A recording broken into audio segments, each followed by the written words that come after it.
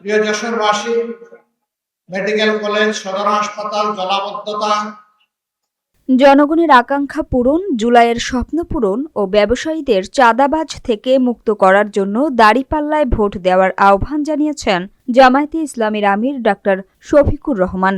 মঙ্গলবার সকালে যশোর ঈদগাহ মাঠে নির্বাচনী জনসভায় তিনি একথা বলেন। জামায়াত আমির বলেন, ক্ষমতায় গেলে যশোর শহরকে সিটি কর্পোরেশনে উন্নীত করা হবে।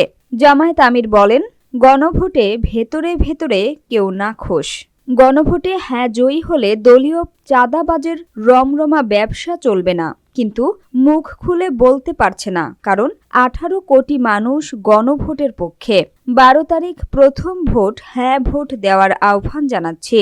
হ্যাঁ ভোট পরাজিত হলে বাংলাদেশ হেরে যাবে, গণভোটে হ্যাঁ ভোট বিজয় হলে বাংলাদেশ বিজয় হবে। হ্যাঁ ভোট হেরে গেলে সরকার গঠন করে কোনো লাভ হবে না। ডাক্তার শফিকুর রহমান বলেন, নির্বাচনী প্রচারে গেলে নারীদের হেনস্থা করা, ইফটিজিং করতে দেব না। তারা নির্বাচনী আইন বিধি ভঙ্গ করলে কমিশনে জানান, কিন্তু এভাবে চলতে থাকলে যেখানেই মা বোনদের হেনস্থা করা হবে সেখানেই প্রতিরোধ করা হবে। নির্বাচন কমিশনকে উদ্দেশ্য করে তিনি জানান, তারা জনগণের হয়ে দায়িত্ব পালন করবেন, কোনো দলের হয়ে না।